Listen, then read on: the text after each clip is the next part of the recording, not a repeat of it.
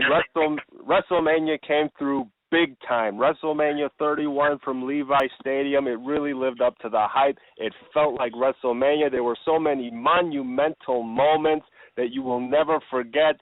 Huge WrestleMania moments were created tonight.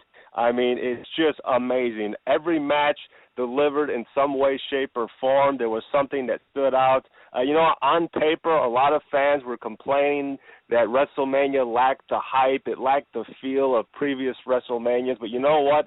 Once you saw the show tonight, wow, every match delivered. Every match had something huge. And even bigger, there were huge shocks and surprises that we never saw coming. I mean, it was an unbelievable night. Really, WrestleMania at its finest.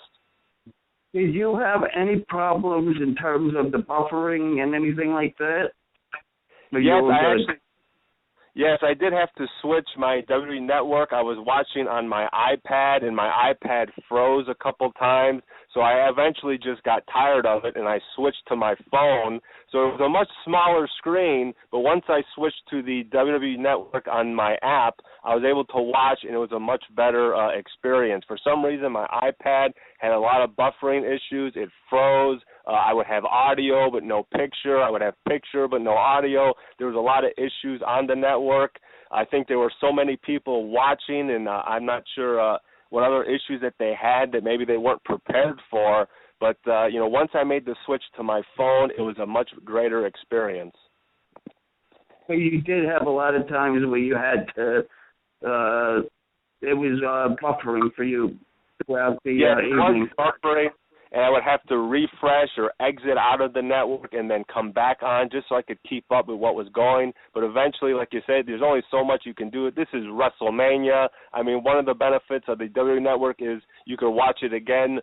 There's a replay. You can watch it tomorrow morning. You can watch it anytime. It is on demand. It's already available to watch. But there was an issue watching live, many buffering issues, many problems watching. But like I said, I made the switch to my phone, which I had downloaded the WWE app. I have the network on my phone. I was able to watch with a much greater experience with less buffering issues.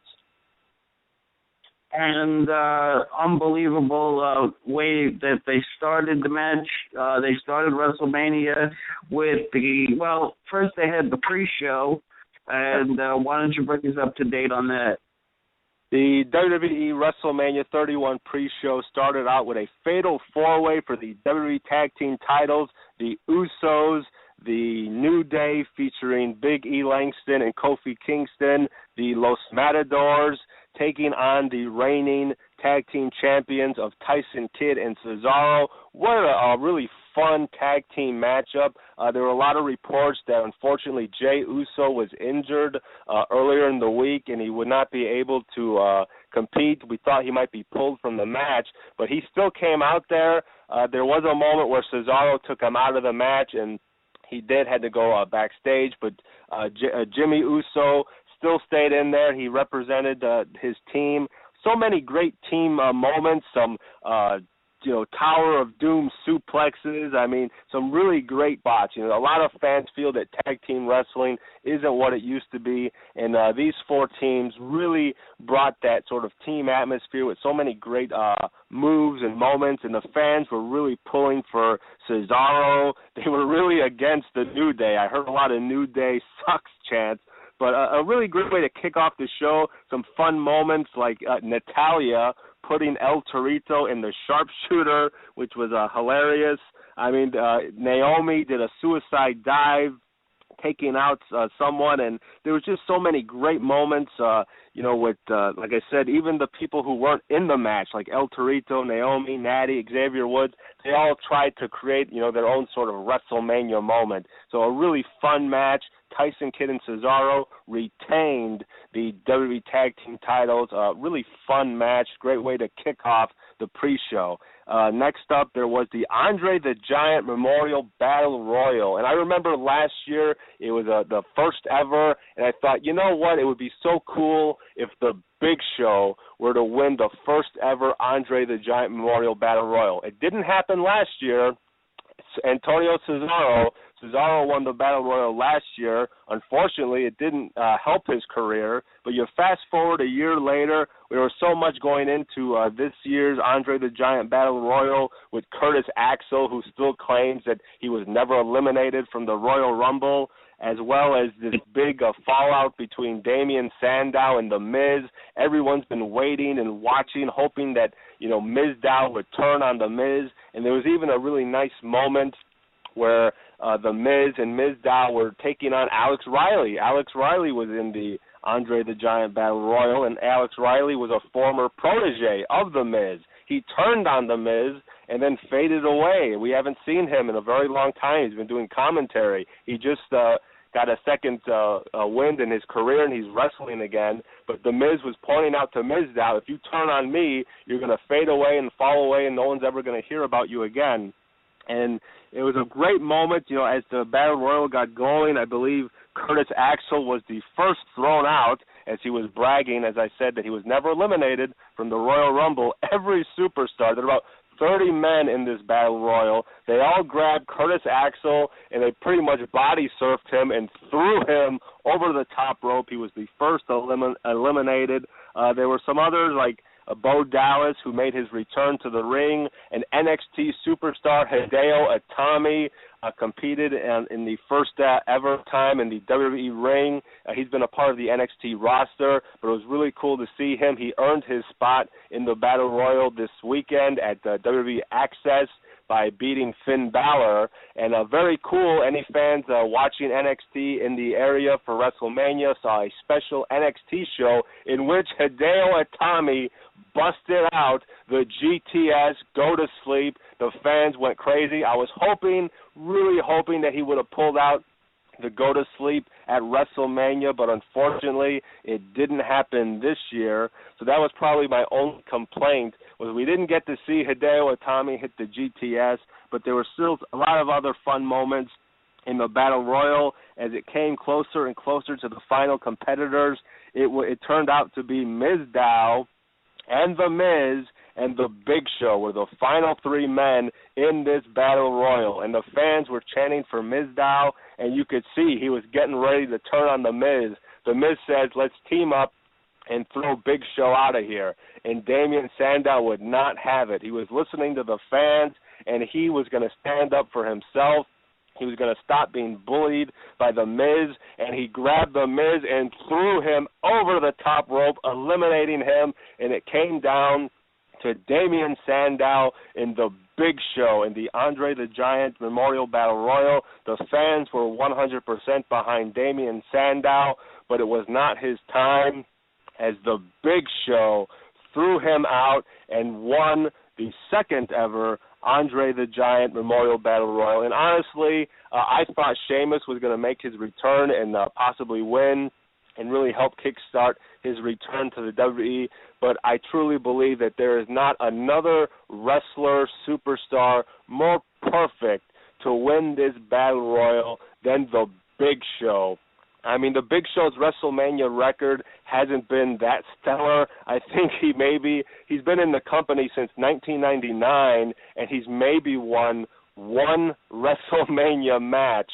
He's lost a whole bunch, but this was really a really great defining moment with The Big Show winning the Andre the Giant Memorial Battle Royal. So many people have compared Big Show to Andre over the years, so I thought it was very fitting that The Big Show won, and at the very end he did the signature pose of Andre the Giant, and it was just really, what a great way to end the kickoff show and to end the Andre the Giant Battle Royal with The Big Show winning and standing next to that trophy. It was a beautiful picture.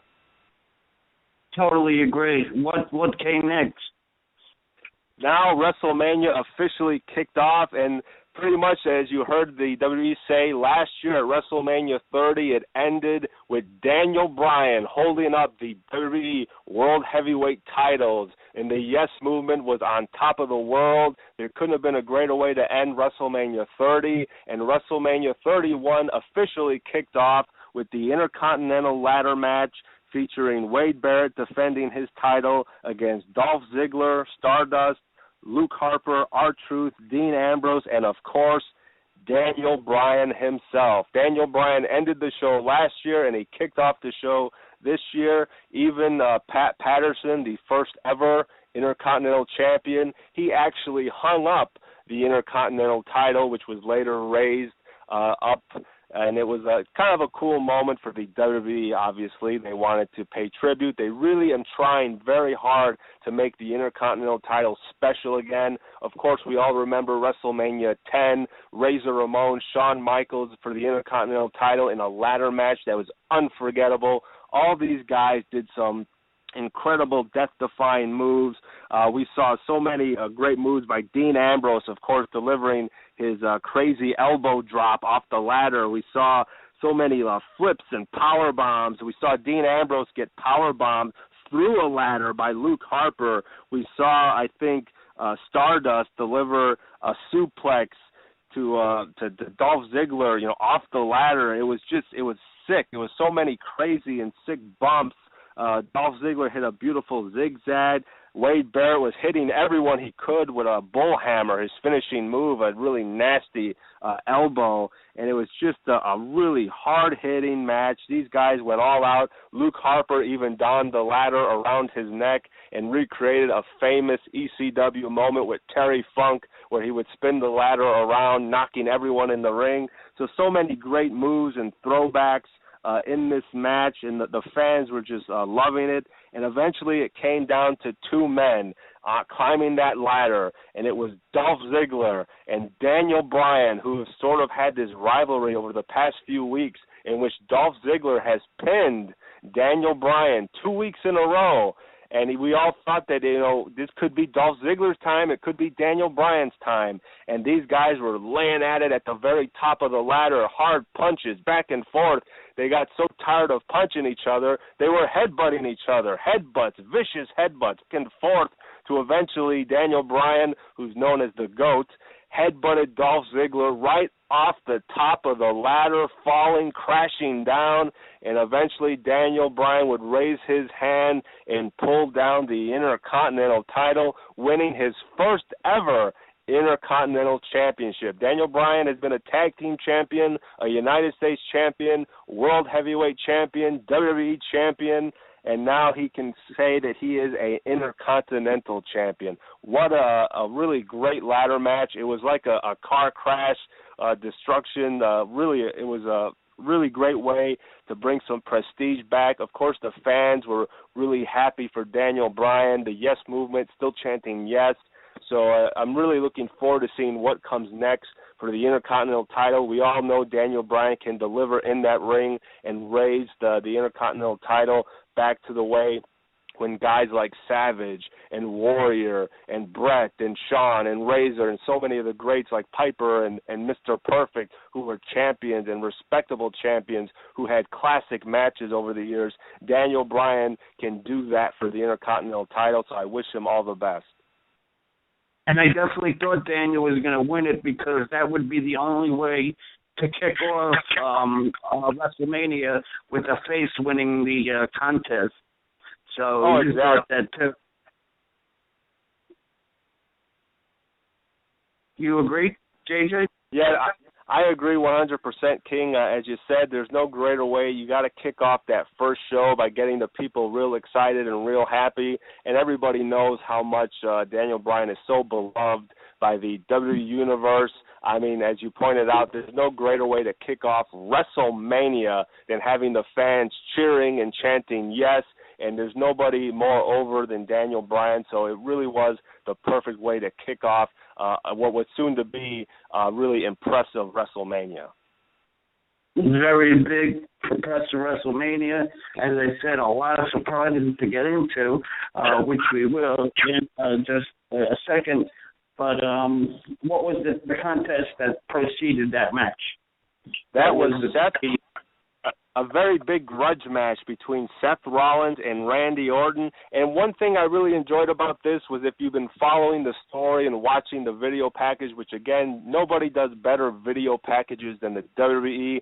You know, lots of times we watch Raw, we see these segments, and we think they're boring, they're a waste of time, or it's the same thing over and over again. But if you take little pieces of those segments each and every week, they really tell a compelling story. And the story here was over a decade ago. Randy Orton was the chosen one. He was the one that was handpicked for Evolution. He was the future of the WWE. And you fast forward 10 years later, and here's Seth Rollins, the self-proclaimed future of the WWE. So here you have two guys who were picked by Triple H, of all people. Triple H picked Orton in Evolution. Triple H picked Seth Rollins for the authority, and he handpicked both men and called both of them the future of the company. Randy Orton has lived up to the name. He's lived up to his third-generation heritage, and Seth Rollins is carving his own right as a top competitor. He's Mr. Money in the Bank, and these guys had a lot to prove, which started out as a really cool classic matchup, really great moments with Orton and Rollins. There was a moment where, Orton did a beautiful T-bone suplex to Orton. There were lots of fakes of the RKO, and I believe Orton delivered an RKO and Seth kicked out. There was a moment where Seth Rollins did a money in the curb stomp, and he did a beautiful moonsault, a springboard moonsault, very reminiscent of Shawn Michaels, who used to do the springboard moonsault to the outside of the ring. And Seth Rollins did one as well to Randy Orton. It was a beautiful moment. And eventually it would come to Orton and Rollins trading blows. Even JJ Security were interfering in the match, which if you saw during the pre-show, Jamie Noble and Joey Mercury, who are referred to as J&J Security, actually met the Stooges. And when I say the Stooges, I, of course, mean Pat Patterson and Gerald Briscoe. It was a very cool moment that we saw in the 1990s. They were, Briscoe and Patterson were known as Vince McMahon's Stooges. And here we have Mercury and Noble, who are known as Seth Rollins' sort of current-day Stooges. So it's a very cool moment where the past meets the present, but that's another story. The match with Rollins and Orton was very good. Really great moment. The ending was spectacular. The ending was Seth Rollins going in for the kill. Seth Rollins wanting to deliver a fatal curb stomp to finish off Randy Orton, and it was a thing of beauty that you just had to see, and the WWE even showed it in slow motion, and what a moment to end this matchup. Seth Rollins getting ready to do the curb stomp, running up, jumping up in the air to plant his feet and curb Randy Orton's skull into the mat. Randy Orton, well, Seth Rollins has his foot on his head. Instead of going down, Orton stands up. Randy Orton stood up, and he launched Seth Rollins into the air and delivered a devastating RKO. What a great finish to that match. It was literally a thing of beauty to see Rollins get launched by his own momentum, getting ready to do the curb stomp. He basically lost himself, and Orton stood up, threw him in the air, and delivered an amazing RKO. Probably the greatest RKO I have ever seen Randy Orton perform. It was just an amazing moment. Orton picked up the victory. I think we all said that Orton would win just because it wouldn't hurt Seth Rollins because he's still Mr. Money in the Bank. He's still with the authority. A loss here doesn't really hurt him. So what an impressive win by Randy Orton. Oh, no question. And then from there came the icon Sting. Oh, my goodness. Versus Triple H. I could not believe who came out. And why don't you tell the audience about this contest? This match started off, and you knew it was something special. It started off where you had these, I want to say, Japanese musicians that were playing the drums and that gong, and you had Sting, the icon, the only man never to cross over to the WWE. We heard him, we saw him walk down that WrestleMania aisle, and believe me, the aisle for WrestleMania is the longest aisle you will ever see in professional wrestling. It is truly something to behold and to witness and to watch Sting just take it all in and walk down that aisle, seeing his face on WWE television with WrestleMania, the logo behind him. What an amazing moment that was. Just his entrance alone was very cool. And then here comes Triple H, who had a very elaborate entrance himself. inspired by Arnold Schwarzenegger and the Terminator, which returns to theaters, I believe, this summer. And here you saw Triple H come out with Terminator robots, with him. And it was just something very cool. And, of course, he had his sort of patented King of Kings, but his King of Kings kind of had like a very skull that was very reminiscent to the Terminator. So it was a very cool kind of entrance in which he was targeting and he was getting ready to terminate Sting. I believe even my cousin called him the Tripinator. Instead of Triple H, the Tripinator. So that was kind of funny. But what a match. Sting, these guys were really feeling each other out. We were really, just watching and our eyes, it was just disbelief. Sting in the WWE wrestling Triple H. They were feeling each other out. They had some headlocks and, just some really great way to kick off the show. And the fans were just eating it up, man. They were really on Sting's side. And, of course, Sting was just classic, man. As to steal a phrase from Michael Cole, vintage Sting. We saw Sting do his, woo! We saw Sting hit his Stinger splash. We saw Sting, beat his chest like a maniac. Sting was really just having a blast, and it was just classic Sting that we remember watching growing up. I felt like a 5-year-old kid again, watching Sting in WCW. It was just really amazing. And as the match would go on, we would see Triple H dominate Sting. And I was like, oh, man, it was really sad. You could hear the fans cheering louder and louder for Sting. And it got to a point where all of a sudden, Triple H hit the pedigree, and guess what? It's not over. Sting kicks out of the pedigree. Triple H doesn't know what to do. He just hit him with his best move. That's his finishing move. What can Triple H do next to defeat Sting? Well, this was a complete shock to me. I never expected to see, and believe me, D-Generation X, the New Age Outlaws, the Road Dogg, Jesse James, the Badass, Billy Gunn, X-Pac came running down with their DX shirts. They came in and they gave Sting a beatdown. It was, of course, a no disqualifications match, something that happened later on. We didn't know it was going to be a no DQ match until earlier in the day they announced it. So DX came out and they ambushed Sting, and here you saw, the New Age Outlaws, X-Pac, Triple H, all just coming down, beating the hell out of Sting, and Sting would not quit.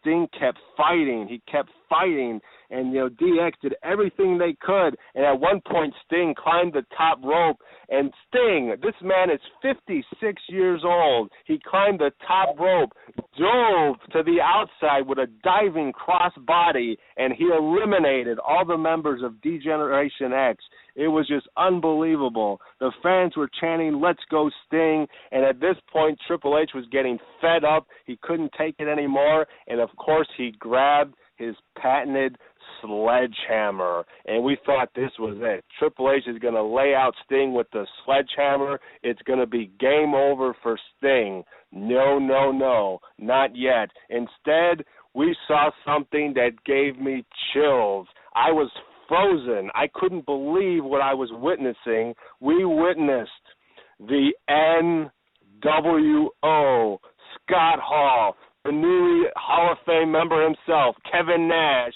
and Hulk Hogan all come down that aisle in their classic black and white with the NWO shirts, with the music blaring at WrestleMania, and it was unbelievable. The NWO decided to even up the odds for their WCW brethren, Sting, and it was an unbelievable moment where you had WCW, WWE, the Monday Night Wars, D-Generation X on one side, the NWO on one side with Sting. It was just a dream. We thought it was back in 1990, only instead of watching, the USA Network and switching over to TNT, we were watching the WWE Network. We were watching these two iconic stables, these iconic wrestlers all together in one ring. It was an unbelievable moment. The fans went crazy. I was going crazy at home. It was just an unbelievable moment. DX, NWO, back-to-back. and it was just amazing. I just don't know any other words to describe that moment. And the NWO handed Sting his bat, and it was Sting and Triple H with his sledgehammer, and Triple H took a swing at Sting. Sting moved out of the way, took his bat, and broke the sledgehammer in half. And we thought that would be it. The NWO and DX were battling each other ringside, and we thought that this was it. Sting hit the Scorpion Death Drop on Triple H. He even put him in the Scorpion Death Lock, but Triple H would make it to the ropes to break it up.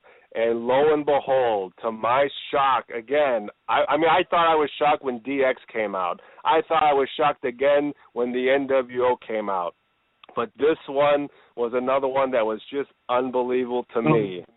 Another member. There was one more person in D-Generation X who didn't show up, but he showed up at the last minute to deliver an unbelievable, monumental super kick.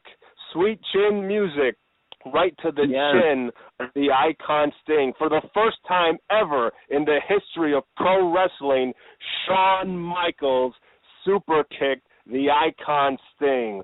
Holy crap. That was an unbelievable moment in itself. Shawn Michaels, Sting in the same ring. I mean, none of us ever thought we would ever see that. Shawn Michaels delivering the super kick, laying out Sting, giving Triple H the win. And you know what? We all thought that Sting was going to get the win. I didn't think that he would lose this match, but you know what? It tells an unbelievable story. What we witnessed tonight, even in defeat, fans have to admit that it was one of the most unbelievable moments in WrestleMania history, one of the most unbelievable moments in the history of pro wrestling, period. I mean, you can't even hate the fact that Sting lost. Yes, we wish he won, but what happened tonight was something that we will be talking about for the next 31 years in WrestleMania history. It'll be WrestleMania 61, 62, and we will still be talking about that moment when DX and the NWO and Shawn Michaels and Sting and Triple H and Scott Hall, Kevin Nash and Hogan were all face-to-face in the ring at the same time. What an unbelievable moment. I was just in shock and awe. I could not believe what I witnessed. It was an unbelievable match that really blew out my expectations. No question about it, and like you said, it's 2015 now, and this is something that we should have saw 18 years ago. Unbelievable. Yeah. But I could not believe that was so early in the contest.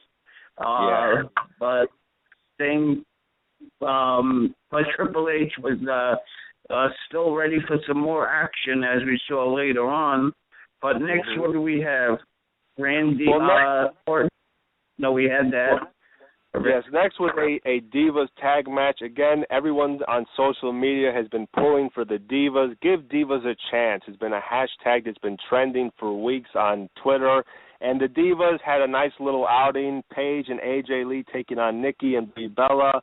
You know, the girls did everything they could to make this a really nice tag match. You know, they took AJ out of the event early on where Nikki and Brie tried to isolate Paige, and they were going after Paige to the point was like a handicap match, and Paige would do a running senton off the ring apron to the floor, taking out the Bellas, and then she did a nice hot tag to AJ Lee, who came in with a bang, and she delivered a nice diving crossbody off the top rope, trying to really say that anything that the guys can do, the girls can do too, and AJ would eventually hit a really nice electric chair drop into a DDT, a very nice move. I don't know if it came out perfect, but it was a nice move. The girls, again, attempting to deliver, and AJ would eventually put one of the Bellas into the Black Widow, getting the tap out, and Paige and AJ Lee, the two Diva fan favorites, would get the win and, send the folks home happy. So a really nice outing for the Divas. You know, I can't really complain. They really tried to deliver. Somebody's asking me in the chat who Daniel Bryan beat out in that ladder match. Did we get to that yet? Daniel Bryan defeated Dolph Ziggler by doing a vicious headbutt. He headbutted Dolph Ziggler literally off the ladder. Dolph took a nasty fall, but he also defeated Bad News Barrett, who was the reigning champion, and he defeated as well Stardust, a.k.a. Cody Rhodes, Luke Harper, R-Truth, and, of course, the lunatic himself, Dean Ambrose. So it was a really star-studded Intercontinental title match with 7 men. A lot of people even thought that maybe Sheamus might be the 8th person to come into this match, but Sheamus was nowhere to be found at WrestleMania. So this was all just Daniel Bryan defeating Barrett, Ziggler, Cody Rhodes, Luke Harper, R-Truth, and Dean Ambrose. Daniel Bryan, again, your Intercontinental champion. So that was, what match was that? That was the first official match in WrestleMania. Technically, it was the third if you count the pre-show, but according to the record books, it will be considered the first match. Okay, so what was our fourth match?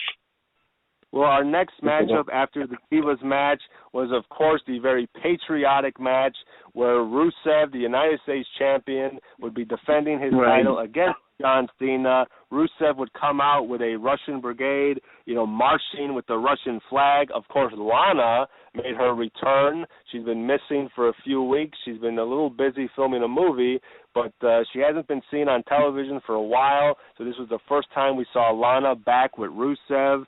And, I remember John Cena fighting Bray Wyatt last year, and I don't know if the match, lived up to the hype and to the potential. We were really hoping that would be a nice move for Bray Wyatt. It didn't necessarily deliver last year, but this year I think Rusev really stepped up. Yes, we did see, the same John Cena we've seen before, although, to give the man credit, he did establish a new move. Lots of people say Cena only knows 5 moves. He did a 6th move tonight I thought was really cool. He did a springboard Stone Cold Stunner, which I never seen before. He literally springboarded off the second rope backwards into Rusev and just jaw-jacked him, delivering a Stone Cold Stunner. So it was a pretty cool move by John Cena. I've never seen him do that ever. So, props to him for pulling it all out during a big match like WrestleMania. Rusev, I thought, really mixed well. Even though this isn't their first outing together, it felt new and it felt like it was a big match feel. It had a really big feel, despite the fact it's for the United States title. Again, another title which, has pretty much fallen to waste over the years. It's very lackluster. And here you got Cena, 15-time world champion, taking on Rusev. At WrestleMania 20, John Cena's first WrestleMania, he won the United States title. So you fast forward to WrestleMania 31, here he is going for that same United States title. So it was a very full circle moment for John Cena to be taking on Rusev and trying to fight for that United States title. And if you saw John Cena on Jimmy Kimmel the other day, he delivered probably one of the best promos I've seen in years. John Cena was hilarious. He was really great, really fun. I definitely suggest people should look it up. John Cena on Jimmy Kimmel promoting WrestleMania 31. A lot of fun. But Rusev, I thought, did a tremendous job. He did a very beautiful rolling gut-wrench suplex to John Cena during the match. Rusev even came to the ring in a tank. He came in with a tank with cannons firing. It was a really unbelievable moment where Rusev, I thought, maybe Rusev could be the first person to defeat, the undefeatable John Cena and to finally break through that wall that a lot of young talent can't get past. But, I give Rusev a lot of credit. Unlike Bray Wyatt last year, I thought Rusev, he lost the match, but he still looked really well. I thought he did a great job. John Cena would eventually deliver an attitude adjustment and get the victory. But it was a really good match for Cena, and I hope that this isn't the end of Rusev. I hope that he can bounce back from this loss, and I hope he gets a rematch down the line and these guys tear it up again. I think Rusev has a real great potential. He lived up to being called a super athlete. They like to bill him as a super athlete, and I thought Rusev really did a hell of a job. He did some great super kicks. He did some great high knees to John Cena that were just brutal. There was one knee shot that he did that was it looked nasty. But he even did a diving headbutt, which we don't see Rusev climb to the top rope very often. And I really enjoyed the match. For John Cena, I think, as far as WrestleMania goes, this will probably be a very memorable WrestleMania. Him winning back the United States title from Rusev in what was a very solid matchup. Oh, no question about it. No question. Okay, let's go to our next contest. Well, our next contest wasn't really a contest. It was Stephanie McMahon and Triple H, the Authority, bragging how they defeated Sting. Stephanie bragging how without, Stephanie, none of us would be here, how Stephanie owns the WWE, how Stephanie owns the wrestlers, how Stephanie owns the fans. But there's one person who speaks for the fans, and that is, of course, the people's champion himself, The Rock, who yesterday was just on Saturday Night Live hosting for the fourth time in New York City, flew all the way out from coast to coast to be at WrestleMania 31 tonight. The Rock came in, interrupted Stephanie and Triple H to say, you don't own the people, and you sure as hell don't own me. And Stephanie came close to The Rock, and she slapped the taste out of his mouth. Holy crap. Stephanie with a hell of a right, man. Man, I think The Rock could smell what Stephanie is cooking. She delivered a hell of a shot to The Rock. The Rock, of course, won't lay a hand on Stephanie. He left the ring very quietly. Stephanie, of course, bragging. She told The Rock to get out of my ring, get out of my company. And The Rock would go ringside to the UFC's biggest box office draw since Brock Lesnar, Ronda Rousey. Anyone that's a fan of MMA or, of course, the UFC knows the name Ronda Rousey. Even if you're not a fan, you've probably heard the name Ronda Rousey and the Four Horsewomen and in MMA. These ladies are badass. Ronda Rousey herself is a badass. She's really crossed over, not just in the MMA world.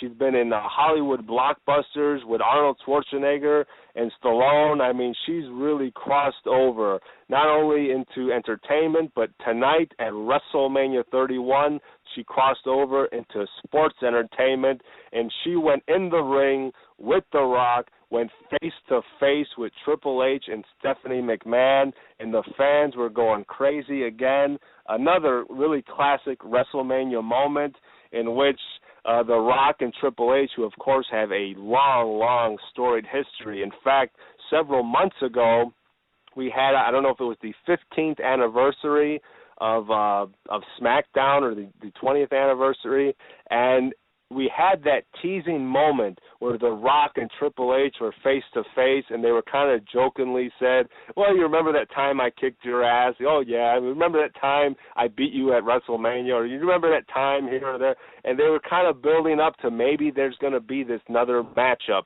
Maybe they're going to reunite their old feud. And sure enough, tonight at WrestleMania, it wasn't a match, but it was a face-to-face. Rock Triple H, again, like old times, laying the smackdown on each other. And, of course, Triple H would come running towards The Rock.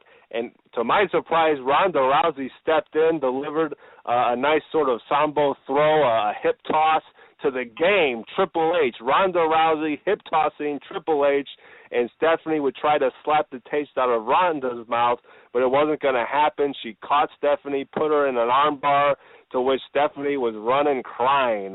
It was a nice little moment with Ronda Rousey and The Rock, and the people just loved every second of it. Whether or not Ronda Rousey decides to leave the UFC, let me tell you, man, Ronda Rousey could have a great future in the WWE as one of the most dominant competitors in the Divas division. She could own the Divas division. Ronda Rousey, what Brock Lesnar is to the WWE, Ronda Rousey could be if she decided to come over and cross over. I mean, she could be a huge addition to the WWE, but it was a nice little tease moment for the fans. Ronda, The Rock, Triple H, Stephanie. I mean, who knows what will happen next year at WrestleMania 32. Oh, you're 100% right with that. And, she was like a young China to me. And Stephanie said to her, listen, I'm not going to get in the ring. She knew better. So that was some funny parts. The back and forth with Stephanie and Stephanie and The Rock, that little segment was extra funny. Agree? Oh, yeah, and the fans at one point when Stephanie said that the McMahons made The Rock without Vince and without Stephanie, The Rock wouldn't be The Rock. It would just be Dwayne Johnson. But The Rock, of course, being The Rock himself, he mentioned that without Vince's Johnson, Stephanie wouldn't even be here, and the fans were chanting for Shane O'Mac, who Stephanie happened to leave out, the other McMahon. But it was a really fun moment, a fun segment. Of course, The Rock, hilarious, and it was just a really fun moment. Again, a great WrestleMania moment that people will be talking about for a long time. Absolutely, and that brings us to the main event.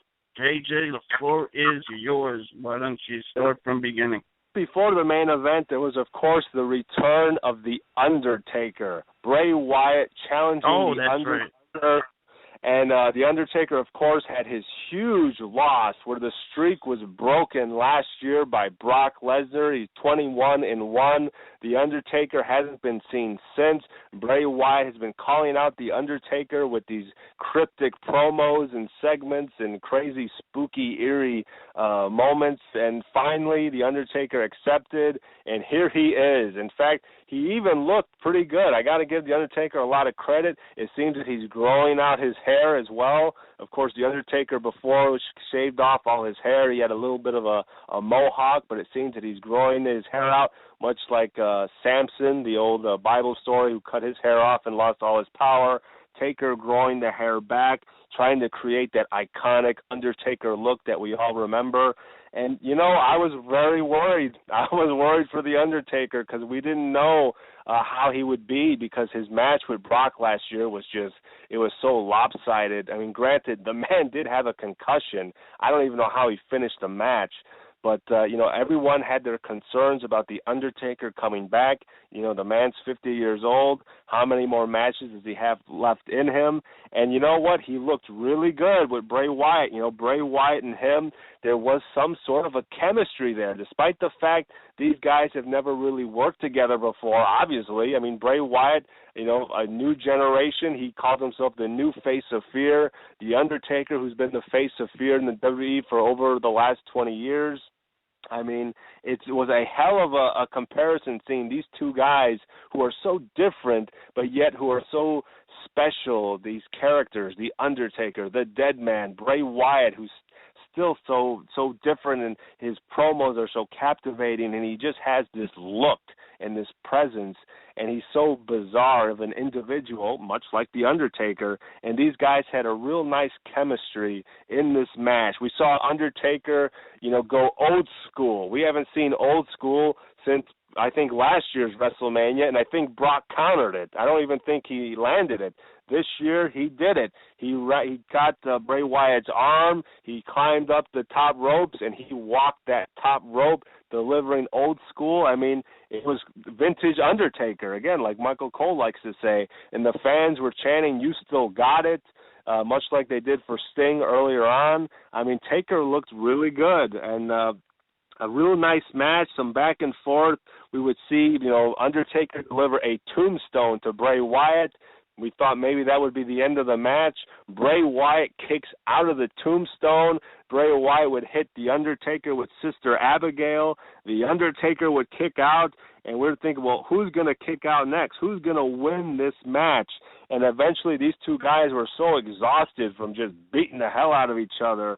There was a moment where they were both laying on the mat, and Bray Wyatt would do that upside-down crazy spider walk where he's upside down and he's kind of walking towards The Undertaker. And as he's walking towards The Undertaker did his classic sit-up, the dead man sit-up, where he just sat up and stared Bray Wyatt in the eyes as Bray Wyatt was upside down doing his goofy walk.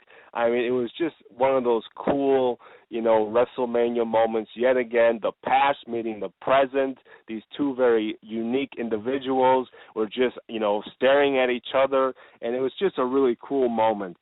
And eventually it would end with The Undertaker delivering another tombstone to Bray Wyatt, and The Undertaker getting a huge victory and, avenging his loss from last year against Brock Lesnar and defeating Bray Wyatt this year. I mean, Undertaker looked really good. I hope he has one more left in him. Who knows what, again, could happen next year at WrestleMania 32. There's a lot of speculation already, but it was a really great to see Undertaker in his, classic rare form where he was just the Undertaker of old, and it was just a nice moment. If this is the last match he has, I think the fans will be happy that, his last match was a huge win, and it was a match that he looked like the Undertaker we remember. So it was a really cool moment. And again, it was one of those moments that I don't think it will hurt Bray Wyatt. Bray Wyatt, his character toe-to-toe with the dead man. He delivered everything he could. He kicked out of the tombstone. I mean, it was a really cool moment for Bray Wyatt, just rubbing his shoulders with The Undertaker. So he's another case where I hope this loss doesn't set him back, and I hope he's able to come back and just really, be strong, much like Rusev, who lost to Cena. We hope these young guys come back stronger and better for it. It was a really nice match. Really happy for The Undertaker. Totally agree with you, and that brought us to the main event, right? Oh, yes. Now this is it for the WWE World Heavyweight Championship. Again, a lot of fans maybe not happy with Roman Reigns being in the main event of WrestleMania. Roman Reigns actually was undefeated at WrestleMania. He's 2-0. His two previous WrestleMania matches with The Shield were undefeated as a unit. They're 2-0. Roman Reigns, this is his first WrestleMania as a singles competitor, and he's going up against the most dominant champion in WWE history, the most dominant beast ever that the company has ever seen, in Brock Lesnar. And, these two guys, it's been a very long road to WrestleMania 31. A lot of fans, again, didn't think Roman deserved to be here. They thought he was the wrong guy. They thought maybe the build-up wasn't that great. But I believe Paul Heyman did his best to save the main event. Every week would come out and sell Roman Reigns versus Brock Lesnar, and he would tell you that it would be the biggest match of the night. And you know what? My props to Roman Reigns and Brock Lesnar. These two guys went all out and delivered a really hellacious main event that was worthy of WrestleMania. Hard-hitting match. 30 seconds into the match, Roman Reigns just guns after Brock Lesnar, starts a fury of punches that cuts Brock Lesnar's eye, breaks open Brock Lesnar's lip. Brock Lesnar is bleeding 30 seconds into the main event. Brock Lesnar sees his own blood, gets pissed off, and F5s Roman Reigns within not even 1 minute. 30 seconds into the main event, Lesnar is bleeding, and he just hit an F5 on Roman Reigns. It was unbelievable. And Roman Reigns, again, they're building this guy up. They're making him that Samoan badass where he took every beating that Brock Lesnar gave him. I believe Brock Lesnar delivered over 10 suplexes, from cradle suplexes to German suplexes to belly-to-belly suplexes. Brock Lesnar was a suplex machine, to steal a phrase from Taz in ECW. And there was one moment which I thought was hilarious, where Brock Lesnar goes up to Roman Reigns, grabs him by the head, and says, "Welcome to Suplex City, bitch." I mean, holy crap. Brock Lesnar was just on tonight, man. And I believe even Twitter thought that was hilarious because Suplex City was trending worldwide. So, I mean, it was just an unbelievable main event. In fact, there was one moment where I think Brock did a short arm clothesline. Now, short arm clothesline, everyone knows what a clothesline is, where you run through and you knock your opponent down. Roman Reigns was on the apron, and Brock grabbed him by the arm and delivered one of the most devastating short arm clotheslines I've ever seen. It knocked Roman Reigns off the apron. He just went flying. I mean, Roman Reigns took a hell of a beating. I know he has his detractors who believe he doesn't deserve to be here, but, man, that guy took a beating by Brock Lesnar. Brock really gave it to him, and like I said, there was a part where Roman tried to climb back into the ring. He was still on the apron. Brock just gives him that belly-to-belly suplex off the apron, throws him over the top rope, back into the ring. He was just throwing this guy around like a rag doll, and he delivered a second F5, which Roman Reigns would kick out. This really pissed off Brock Lesnar, because Roman Reigns, who got two F5s, was getting his ass literally handed to him by Brock Lesnar. Roman Reigns was smiling the whole time. He was smiling. Brock Lesnar takes off his MMA gloves. I mean, literally, the gloves were off, and Brock would just slap the taste out of Roman Reigns 2 or 3, maybe even 4 times, just bitch slapping Roman Reigns. He delivered a third F5, and Roman Reigns kicked out yet again. And these guys were just, again, hard-hitting. You know, there was one point where Brock tied Roman into the ropes, delivered these hard knee shots, these vicious, knee shots, stiff shots to Roman Reigns, and these guys would be brawling outside the ring.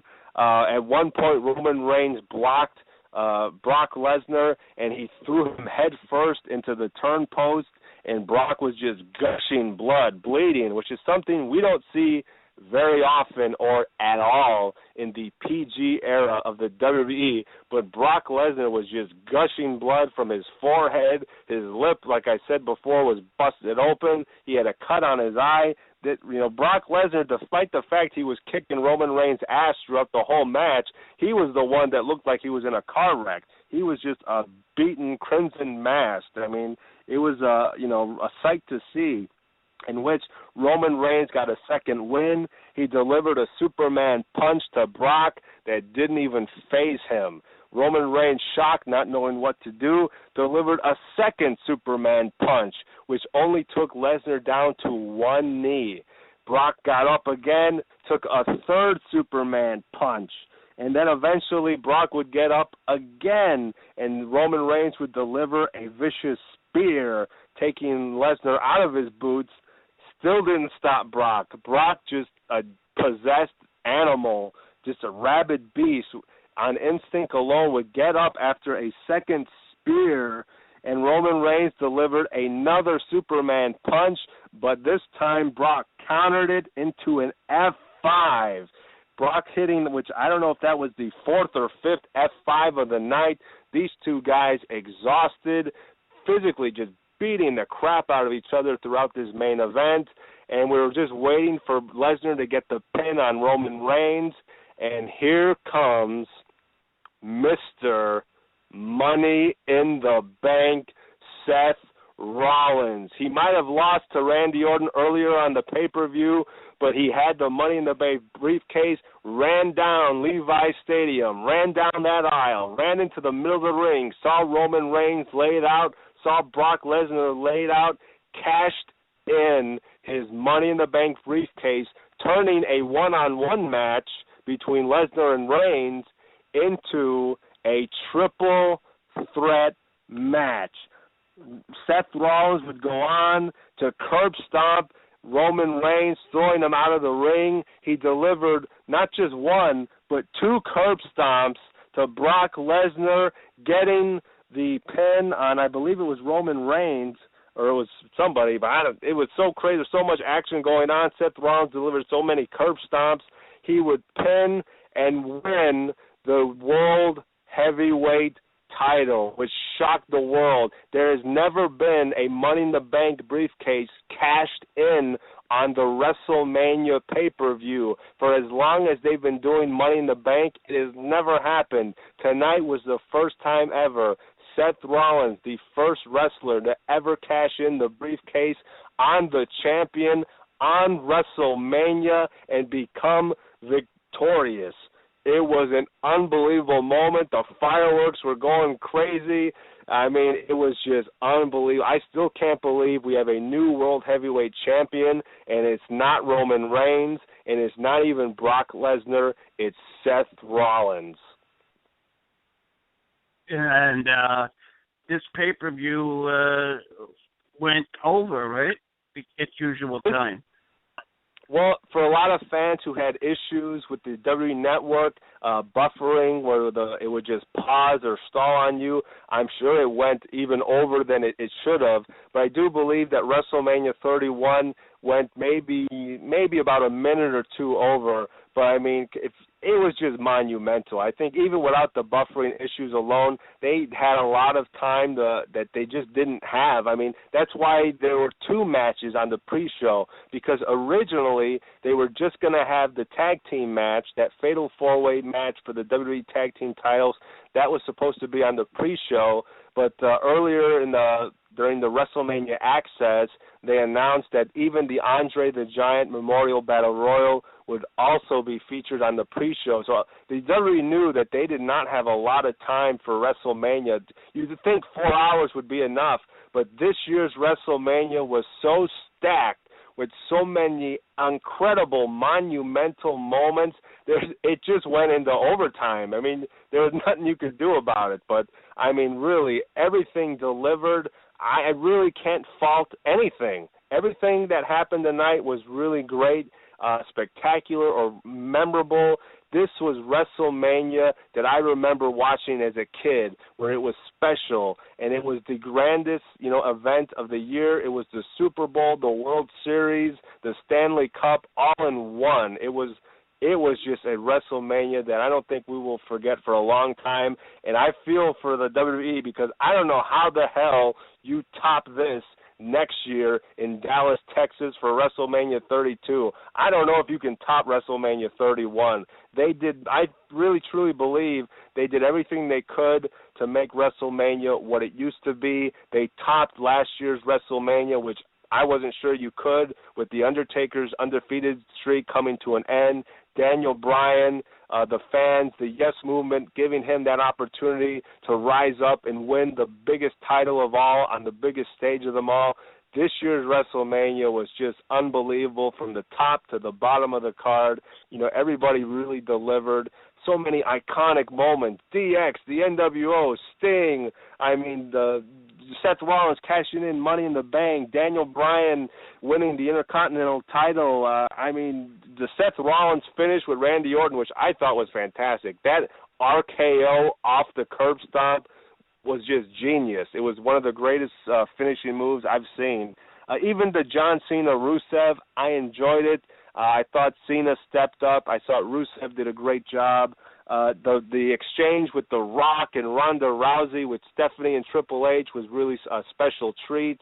I mean, the surprise of Shawn Michaels helping Triple H, gracious, super kicking Sting. I mean, I can't even put in the words. Shawn Michaels, Sting, the super kick oh my God, what an unbelievable WrestleMania. The Undertaker getting a huge win and bouncing back after last year's WrestleMania.